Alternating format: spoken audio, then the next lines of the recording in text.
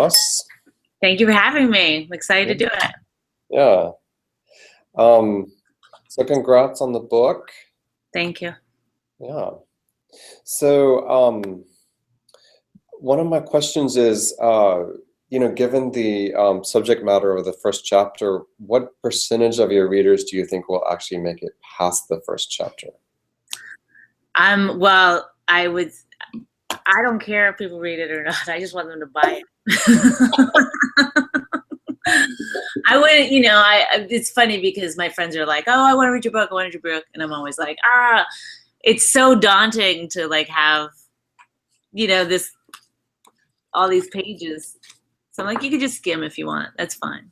But as far as your question goes, I never thought about that. I don't know. I guess if it's too much, it's too much. Yeah. But this mention of your friends makes me think about your family. I mean, you say some very nice, sweet things about them, but there's also some harsh stuff. So I know, my heart was going. My mom was, she got the book and she was like, I'm going to read your book. And I was like, really, that was the most anxiety producing part of it. And,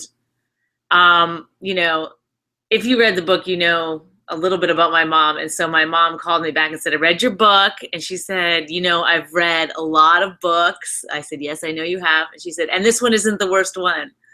So I was like, you're staying true to character. Thank you. But I said, can I use this as a blurb? Yeah. She goes, oh, you know what I mean.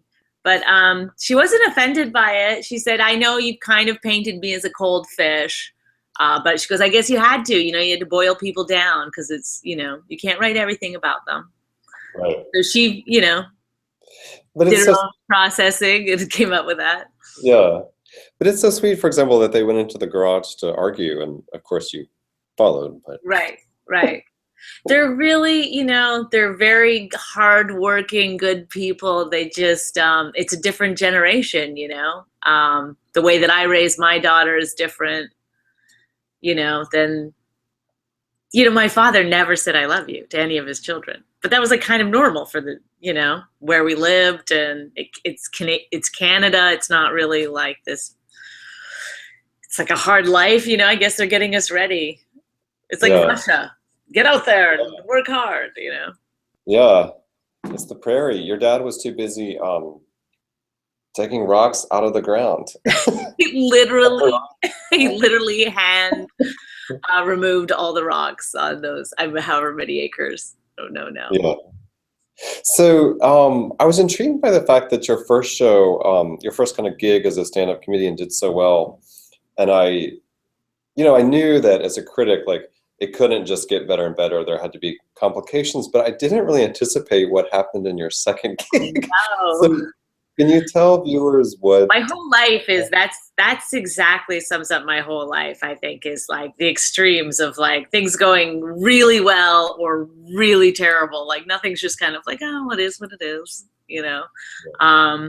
So I don't know that the first set went that well. In my mind, it went so well, I think, because I was so scared that it wasn't going to go well. So, but people were laughing, and it was an open mic night, so they were ready for people that weren't going to be so great. And I was just thrilled after the first set, just absolutely over the moon. I couldn't believe that this is what now I knew what I was going to do with the rest of my life. And then the second set, my boyfriend came and his friends, and they ended up, I got a heckler and they threw a beer bottle at the heckler and it hit him in the head, and the cops came, and it was whole show was shut down pretty much in the middle of my set. And it just like complete mayhem. And that was my second set ever. It couldn't really get worse than that, I suppose. And Justin kind of blamed you a little bit, right? You went to go find him at this bar, and yes, well, that was part of his personality too. But yeah, he thought that I guess he didn't think I was being funny enough, or that I had somehow got the heckler to keep heckling me, and he was forced as my boyfriend to stick up for me. But he never came to any more of my shows. Yeah. So one of the things that I wondered about while reading your book, because it is kind of, if not joke after joke, it, has a funny moment right after another funny moment. And, writing comedy is very different than performing it, at least in the sense that when you're performing, you have a sense of how you're doing. Mm-hmm. So when writing comedy, I mean, how do you know that you've actually written something funny? That's a good question. I don't know it either when I'm writing stand up. And you write something in stand up and you take it on the stage and then you do it, and then that's supposed to tell you if it's funny or not, but really it's not a good indicator of if it's funny or not either. The audience is like the worst judge of comedy. They're drunk, they've worked all day. They're not like these highbrow people. I'm not saying, they're just regular Joes. It'd be like if you had to read your book to just any group of people that came around, and then they were going to be the judges of if this is a good book or not. It's not great, it's not ideal, but your job as a stand-up is to make that what you think is funny to them.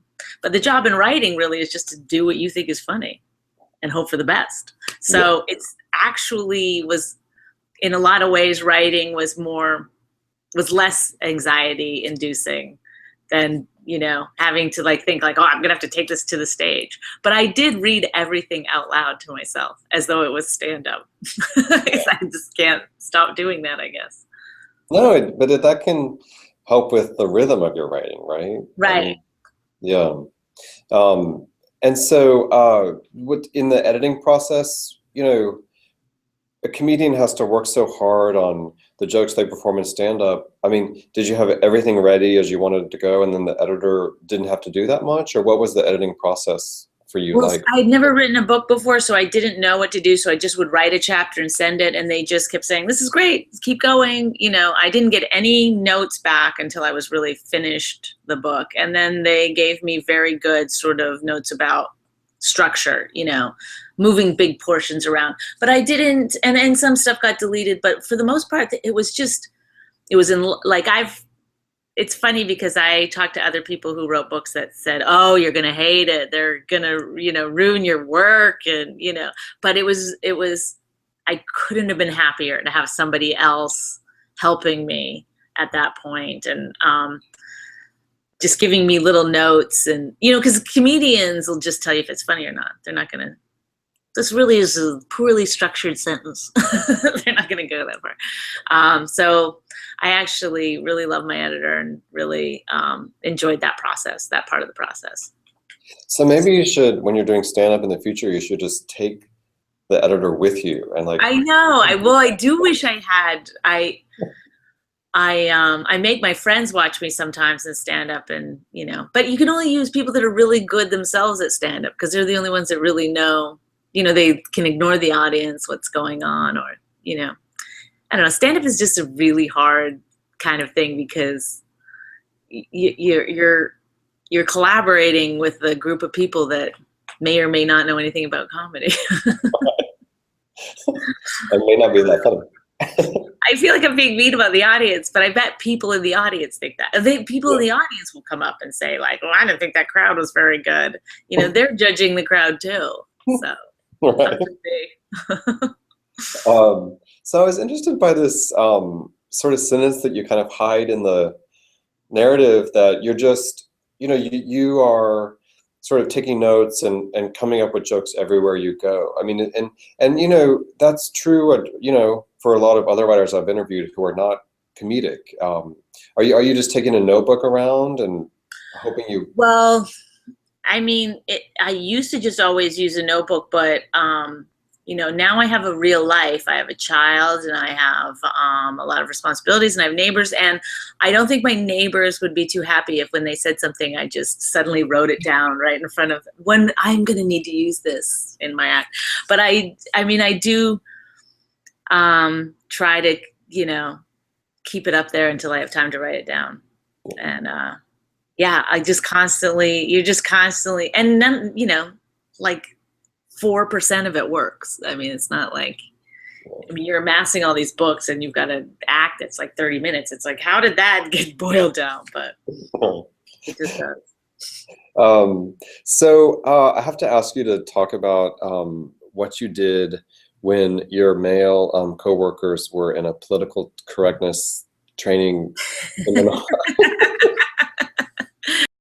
Well, um, yeah, I've never really known where the correct line is for political correctness. But I was at a writing job, and they were all the men in the office had to go, and I was the only female writer, so all the guys in my particular where I worked left and went to a seminar like for the afternoon about political correctness. And I later saw some of the video of that thing that they had to watch, and it's so funny. It's like they do this bad joke where a guy says something to a woman about like, "Do you want a banana? I want to see you eat this banana." And I was like, that's, oh God. Anyway, so they had to go and deal with that, and I didn't have to because I was a woman, and they figured, I guess women already know how to behave in the workplace. And so on the whiteboard, I drew a picture of them all sodomizing and orally pleasuring each other. And I'm a pretty good caricature artist, so they immediately knew when they came back in who was who. But I was sure to put the boss in a good position where he was being taken care of. So at least I knew that, A position of authority. Yes, exactly. Great. But okay. They left it up there for like a day and a half. It's not like no one cared. No one got upset about it. You must have worked in a very different place than I do, so. Yeah. Well, I worked in a lot of writers' rooms where they make you sign something that says you won't get offended or you won't sue if you hear something offensive. So it's like the opposite of what every other job. Right. They say, don't be offensive. This one is saying. But there was a couple of jobs where as the writers, we would get into a little bit of trouble. I mean, I had a job where, and it seems awful now, but back then it wasn't the same culture. It was a different culture, but the boss would come in every day and he would pound his hand on a certain place on the wall to get mad at us and say like, you can do better or whatever. So I drew a life-size picture of a woman so that when he came in and he would have to punch her in the face every time. And it was terrible and it was offensive, but it was, it was funny to us. We were so stupid. And then a female producer came in and was horrified and made us take it down. That's great. We get in trouble sometimes. Yeah. Well, so are you doing events for the book? Going to bookstores and stuff? Yeah, I'm going to the Strand on the 23rd, was the day my book comes out. And Jim Gaffigan, was one of my buddies coming up in comedy, and he's in the book. He's going to have a conversation with me, and then I'm going to read a little bit and do a book signing. And then I have another one of those in New Jersey, at Word in Jersey City on the 25th, and then I'm going to LA and doing a couple of events in Los Angeles. Oh, cool. Yeah. Well, good luck with that. Hey, thank you so much for interviewing me. Yeah, congrats on the book. I really enjoyed it, and we'll get this ready for pub date. Okay, cool. Thanks, man. Okay, have a good day. You too. Okay, bye.